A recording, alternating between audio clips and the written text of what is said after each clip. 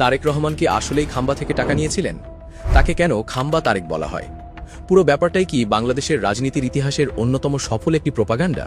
খাম্বা তারেক নামটা দেশের রাজনীতি সচেতন যে কোনো মানুষের কাছেই বোধহয় পরিচিত। বছরের পর বছর ধরে বিরোধী রাজনৈতিক শিবির থেকে এই নামটিকে একটি শক্তিশালী অস্ত্র হিসেবে ব্যবহার করা হয়েছে। দাবি করা হয় 2001 থেকে 2006 সাল পর্যন্ত বিএনপি জামায়াত জোট সরকারের আমলে বিদ্যুৎ উৎপাদনের দিকে নজর না দিয়ে শুধু সারা দেশে হাজার হাজার বিদ্যুতের খুঁটি বা খাম্বা পুঁতে হাজার কোটি টাকা লোপাট করা হয়েছিল। আর এই পুরো দুর্নীতির মাস্টারমাইন্ড ছিলেন তারেক রহমান এবং তার বন্ধু গিয়াসউদ্দিন আল মামুন। কিন্তু কাগজের হিসাব আর নথিপত্র আসলে কি বলছে? যদি বলি যে খাম্বা দুর্নীতির কথা বলে তারেক রহমানকে এত বছর ধরে কাঠগড়ায় দাঁড় করানো হয়েছে, সেই খাম্বা প্রকল্পের সবচেয়ে বড় কাজগুলো পেয়েছিল আওয়ামী লীগের ব্যবসায়ীরা। অবাক হচ্ছেন? অবাক হওয়ারই কথা। 2001 থেকে 2006 সালের সময়কালের কথা একটু বলি। দেশে তখন চরম লোডশেডিং, বিদ্যুৎ আসে যায়, আবার কখনো দিনের পর দিন খবরই থাকে না। কিন্তু গ্রামে গ্রামে রাস্তার পাশে স্তূপ করে রাখা কংক্রিটের বিদ্যুতের খুঁটি। মানুষের মনে তখন স্বাভাবিকভাবেই একটা ক্ষোভ জন্ম নেয়। চোখের সামনে খাম্বা দাঁড়িয়ে আছে, কিন্তু তার নেই, কারেন্ট নেই। এই দৃশ্যটাই ছিল তৎকালীন বিরোধী দলের জন্য সবচেয়ে বড় রাজনৈতিক হাতিয়ার।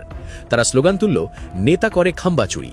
বলা হলো, বিদ্যুৎ উৎপাদন না করে শুধু খাম্বা কেনার পেছনে একটাই কারণ, দুর্নীতি।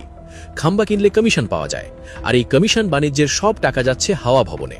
সেখান থেকেই তারেক রহমানের নামের সাথে পাকাপাকিভাবে জুড়ে যায় খাম্বা শব্দটি। কিন্তু বাস্তবে কি সত্যি খাম্বা প্রকল্পের সব কাজ তারেক রহমান বা তার বন্ধু মামুন পেয়েছিলেন? এবার একটু গভীরে যাই, সরকারি নথির হিসাবগুলো একটু মিলিয়ে দেখি। 2001 থেকে 2006 সাল পর্যন্ত পল্লী বিদ্যুতায়ন বোর্ড, বিদ্যুৎ উন্নয়ন বোর্ড এবং অন্যান্য সংস্থা মিলে বিদ্যুৎ বিতরণের জন্য বেশ কিছু বড় প্রকল্প হাতে নেয়। ডিস্ট্রিবিউশন সিস্টেম, লাইন টানা, ট্রান্সফরমার বসানো এবং খুঁটি স্থাপনের জন্য এই প্রকল্পগুলোর মোট বাজেট ছিল 875 কোটি টাকা। ওপেন টেন্ডারের মাধ্যমে এই কাজগুলো বিভিন্ন কোম্পানিকে দেওয়া হয়। সাধারণ মানুষের ধারণা, এই 875 কোটি টাকার পুরো কাজটাই হয়তো গিয়াসউদ্দিন আল মামুন এবং তারেক রহমানের পকেটে গেছে।